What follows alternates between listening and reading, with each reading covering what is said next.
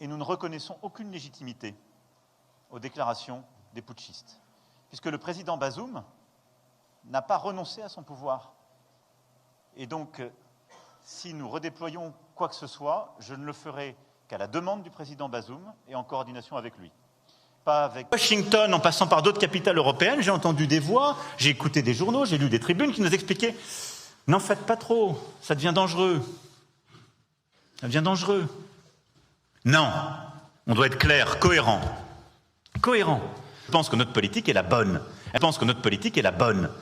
Croyant que sa politique est la bonne, Macron continue dans sa voie de recherche de tous les moyens pour non seulement ne pas quitter le Niger mais rétablir Bazoum au pouvoir. Ce que nous allons voir dans cette vidéo, de nouvelles évolutions dans les rapports de la France avec les nouvelles autorités au Niger. Avant de continuer, je voudrais revenir sur les propos suivants de Macron. Et si on ne le dit pas nous avec courage, qui le dira? Et si on ne le dit pas nous avec courage, qui le dira? Macron est-il obligé de parler? Il me semble qu'il se sent dans son devoir de donner des leçons aux Africains qui, selon lui, ne comprennent rien du tout, surtout en ce qui est la démocratie. Ces propos m'ont fait penser à ce que disait Abdoulaye Maïga, porte-parole du gouvernement malien en janvier 2022.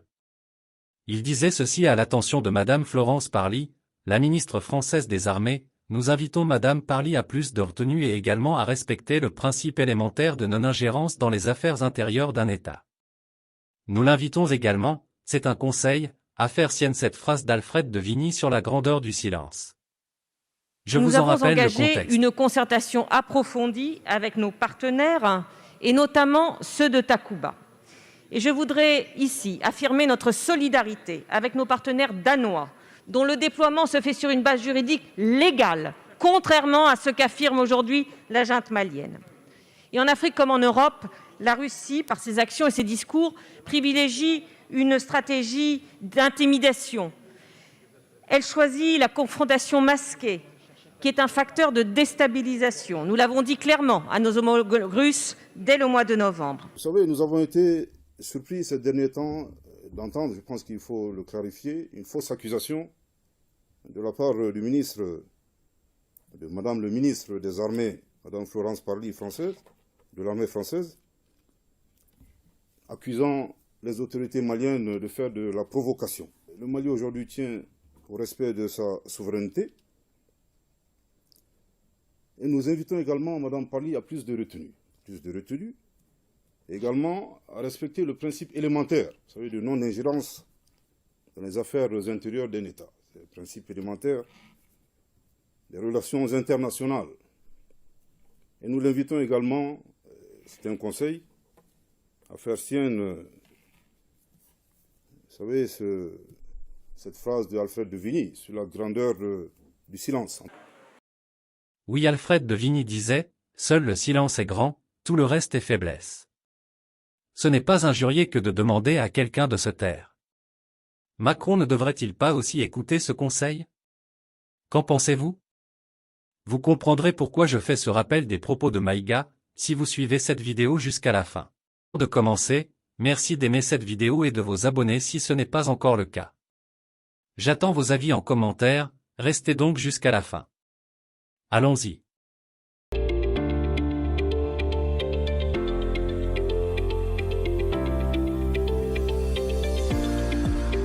Question from Philippe Ricard, Le Monde. Merci, bonjour. Juste une question à propos du Niger. Je voulais savoir comment vous réagissiez aux accusations de la junte qui soupçonne la France, qui accuse la France de préparer une intervention militaire contre le Niger, d'une part. Le journaliste fait allusion au communiqué du gouvernement de transition au Niger en date du samedi 9 septembre 2023 dont voici le contenu. À travers un communiqué officiel, samedi 9 septembre 2023, les autorités nigériennes ont dénoncé l'absence de sincérité et des manœuvres sournoises et dilatoires des autorités françaises dans l'annonce du plan de retrait de leurs troupes au Niger. Selon le Conseil national pour la sauvegarde de la patrie CNSP, aucun progrès n'a été enregistré quant à l'application du dit plan et en dépit de cette annonce, la France continue à déployer des troupes dans certains pays de la CEDEAO dans le cadre des préparatifs pour une agression contre le Niger. Selon le colonel-major Amadou Abdraman, un plan serait envisagé en collaboration avec la CEDEAO qui aurait fait débarquer d'importantes quantités de matériel et d'équipements de guerre au Sénégal, en Côte d'Ivoire et au Bénin. Le régime dit avoir constaté depuis le 1er septembre 2023 des mouvements et rotations d'avions cargo, des aéronefs et hélicoptères multirôles déployés, une quarantaine de véhicules blindés avec à bord du personnel et des moyens militaires. Chargé d'affaires de l'ONU alerte sur des violations de la France et de la CEDEAO au Niger.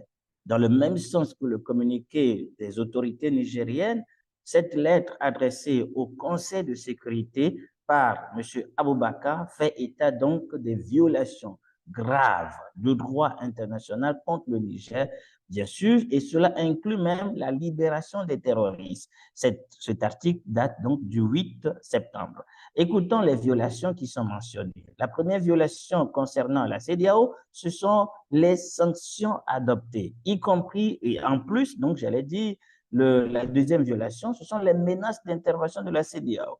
Quant à la France, l'auteur spécifie des actes graves qui sont de nature à porter atteinte à la paix et à la sécurité internationale par la République française.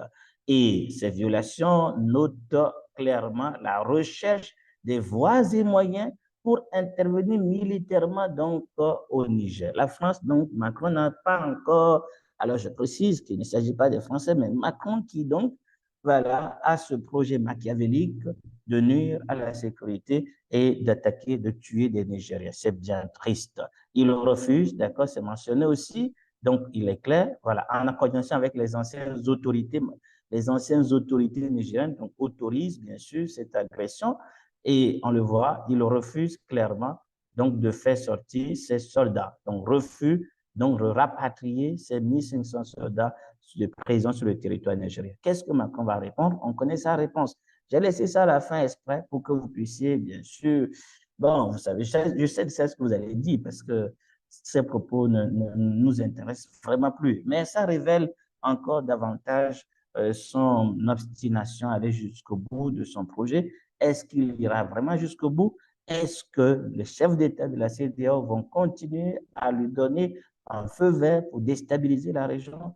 En tout cas, le peuple africain demandera compte à quiconque versera encore le sang africain pour des intérêts égoïstes d'un individu, d'accord, qui veut peut-être va la préserver ses propres intérêts. C'est quand même bien triste. Écoutons son intervention. Faites déjà ceci, aimez. Le lien de cet article est dans la barre de description. Prenez le temps de lire et vous verrez ce qui est mentionné à l'égard de, voilà, donc qui est mentionné à l'attention du Conseil de sécurité de l'ONU. Les amis, l'heure est grave. Dites-moi en commentaire ce que vous en pensez. Partagez au maximum ces vidéos et soutenons donc le peuple nigérien qui défend sa humanité. Je voulais savoir comment vous réagissiez aux accusations de la junte qui soupçonne la France, qui accuse la France de préparer une intervention militaire contre le Niger, d'une part, et d'autre part, savoir où en sont les discussions, les réflexions du côté français sur un redéploiement des troupes françaises dont la junte exige le départ. Est-ce que c'est un redéploiement à l'intérieur des frontières du Niger? Est-ce que c'est un rapatriement de certaines forces? Si vous pouviez donner des précisions. Merci. Merci beaucoup. La France, les forces françaises ont été mises en place sur le sol du Niger à la demande du Niger. Et nous sommes là pour lutter contre le terrorisme à la demande du Niger et de ses instances démocratiquement élues, à savoir le président Bazoum, son gouvernement et son Parlement. Nous avons d'ailleurs eu une action efficace qui a drastiquement réduit les attaques terroristes sur le sol du Niger et nous l'avons fait au prix de la vie de plusieurs soldats français et j'ai une pensée pour la mémoire de ces derniers et de leurs familles à chaque fois que j'évoque ce sujet. Un coup d'État depuis juillet dernier retient en otage un président démocratiquement élu. La France a une position simple, nous le condamnons, nous demandons la libération du président Bazoum et la restauration de l'ordre constitutionnel, et nous ne reconnaissons aucune légitimité aux déclarations des putschistes, puisque le président Bazoum n'a pas renoncé à son pouvoir. Et donc, si nous redéployons quoi que ce soit, je ne le ferai qu'à la demande du président Bazoum et en coordination avec lui, pas avec des responsables qui aujourd'hui prennent en otage un président. Sur ce sujet, depuis le premier jour, la France se coordonne avec l'ensemble des présidents de la région et des chefs d'État et de gouvernement, et nous soutenons pleinement les positions de la CEDEAO. La CEDEAO a condamné ce putsch. Elle a pris des sanctions, tout comme l'UMOA, et la CEDEAO continue le travail pour libérer le président Bazoum et permettre de résoudre ce sujet. La France est à ses côtés et le soutient. Sur le reste, je n'ai pas d'intention, tant que la situation est celle-ci. Elle gèle en quelque sorte tout, puisque la seule personne avec qui nous avons légitimement parlé est le président Bazoum.